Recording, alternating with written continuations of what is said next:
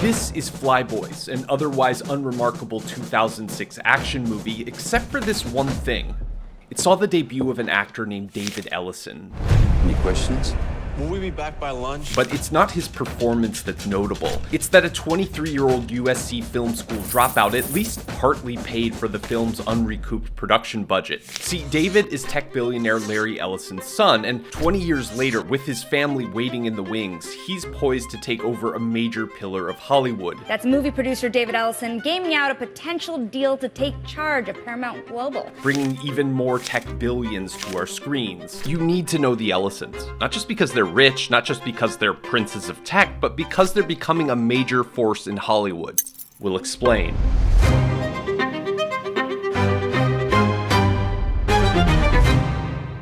Larry Ellison, David's father, is among the world's richest people, even if his large stock holdings make it hard to pinpoint just how rich he is. Due to a recent hot streak in the stock market, Bloomberg pegged him at $168 billion on September 10th, 2024. Courts had him at $192 billion on September 12th, and a day later, CNBC said he spiked at $208 billion. His net worth ballooned by $40 billion in 2 days by simply existing, briefly surpassing Jeff Bezos to become the world's second richest person. Of course, with great money comes great marketability. There are breathless fortune covers, a cameo in Iron Man 2, This is Larry. Hey, the Oracle of Oracle. What a pleasure. Nice to see you. and an endless parade of headshots and society photos, sometimes with some new ingenue.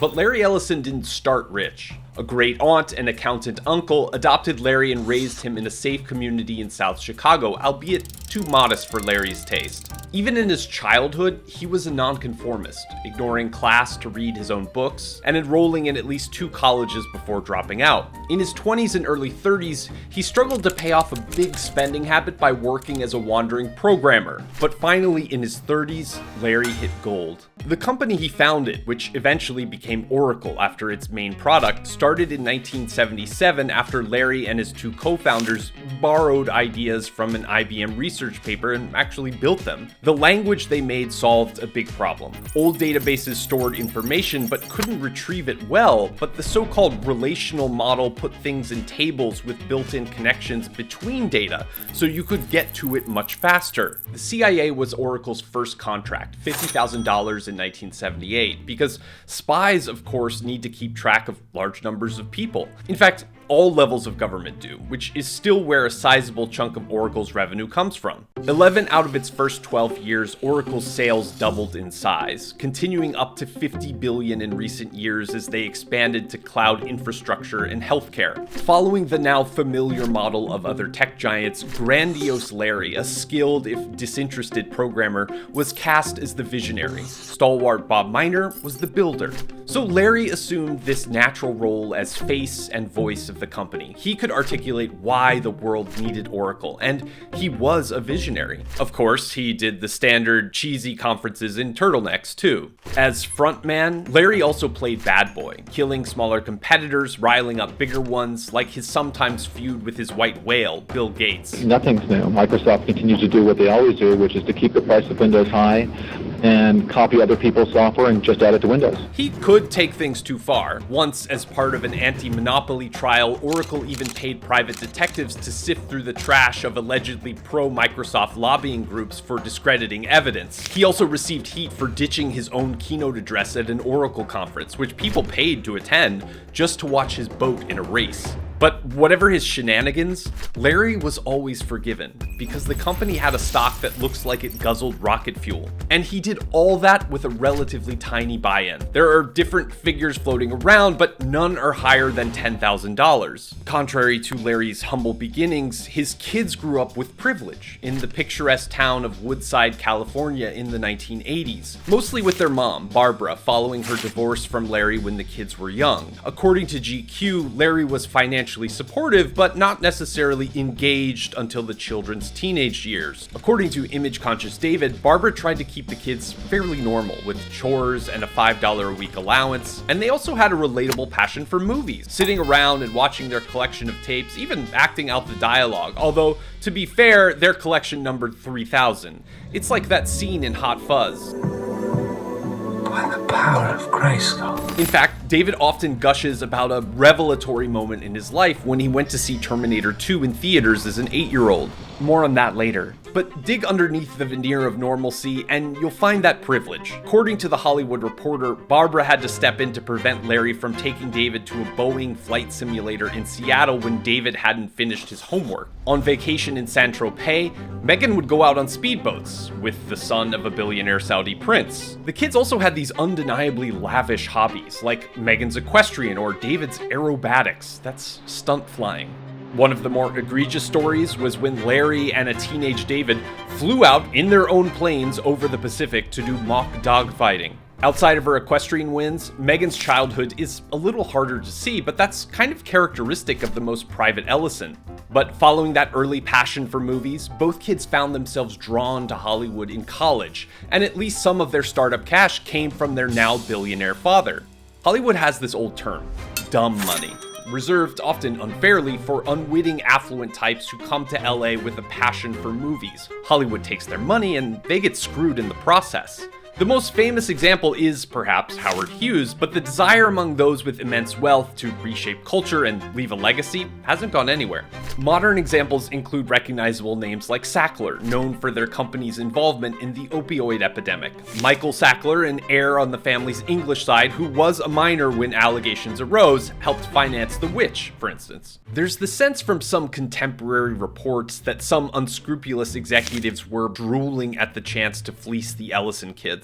We don't know how much they had then or now, but there are reports of stock transfers worth at least $306 million each. Whatever it was enough for David to start his own production company 4 years after Flyboys went down in flames, an event that shook the younger Ellison so much he had a cardiac event after it. The new company was called Skydance, after his love of stunt flying. By raising an astonishing $350 million, he enticed Paramount into a 4-year production deal. Remember, this was a USC dropout who'd basically only made one bad movie, but when you have both Steve Jobs and David Geffen as advisors and can leverage your very famous name to orchestrate investments, it's a different story.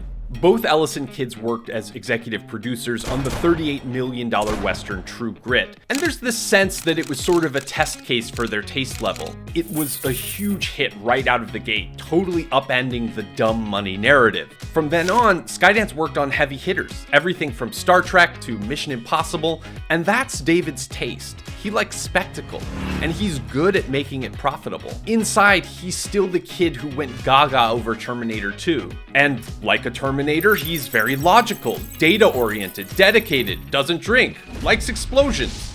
But True Grit was Megan's springboard too.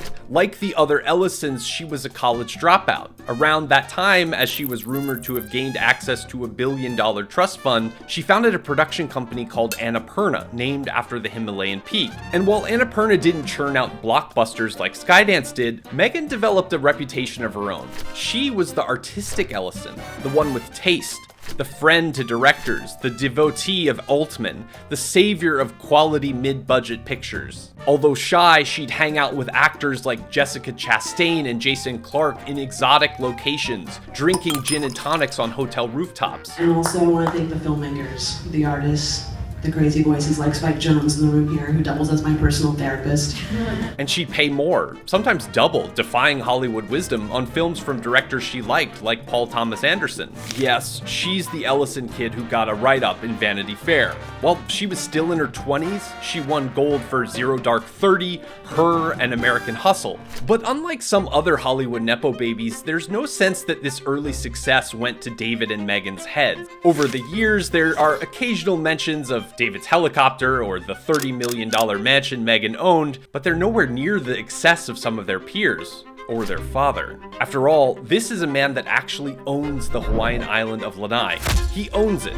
He shared an 82-room yacht with music mogul David Geffen until he decided he needed his own. Even more extravagantly, he installed basketball courts on those yachts. Balls that go overboard are fished out by a trailing speedboat. It should be noted, though, that Larry gives wealth away too. A lot of it is your typical billionaire add a wing on a hospital type of thing, but sometimes the causes are a bit more partisan. Controversially, Larry, who is Jewish and has close ties to the Israeli Prime Minister Benjamin Netanyahu, has donated to archaeological projects in East Jerusalem that critics say undermine Palestinian claims there. Especially in his old age, Larry has swerved to the right, hosting MAGA fundraisers, joining a conference call exploring the possibility of contesting then former President Trump's 2020 election loss, and touting a now debunked anti-malarial drug to the president as a possible cure for COVID. Trump has reciprocated, describing Oracle as a quote-unquote great company, and suggesting them as a preferred partner for purchasing TikTok. It's probably only fair to point out that Larry seems like a generous father too, but he isn't always a passive investor. Back at Annapurna, when Megan oversaw a failed move to get into film distribution, a series of high-profile flops, and even bigger passes on big films like Bombshell and Hustlers, Larry and team came in to oversee the studio's books.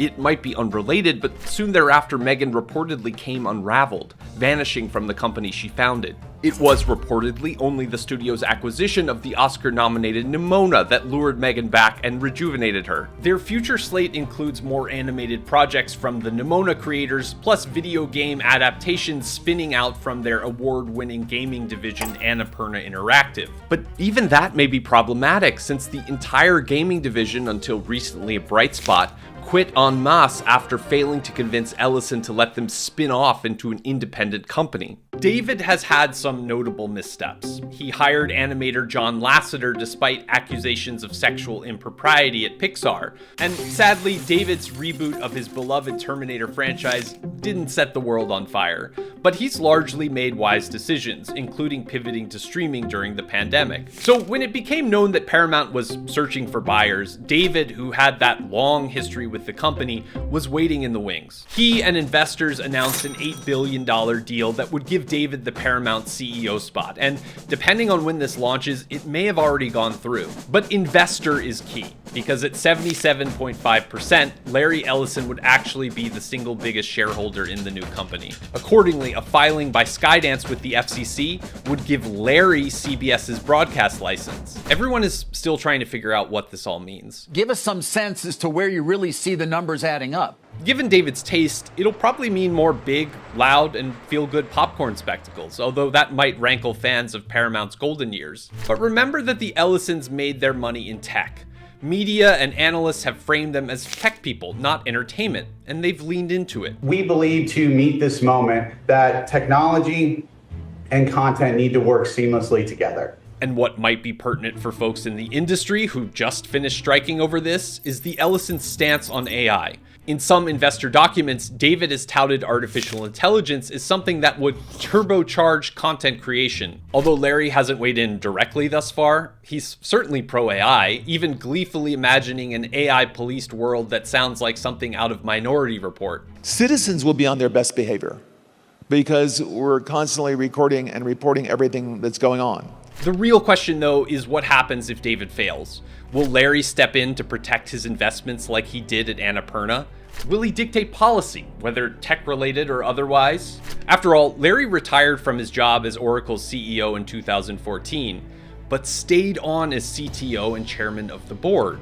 Even at 80, it's hard to believe he'll relax. It'd seem that the family is aware of the optics. Halfway through reporting, Skydance amended FCC filings to show that David now legally controls all of the Ellisons' voting shares instead of Larry.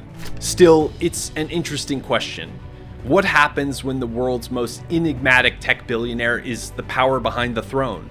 Can his kids step in to shape it in their own vision, or is that destined to fail?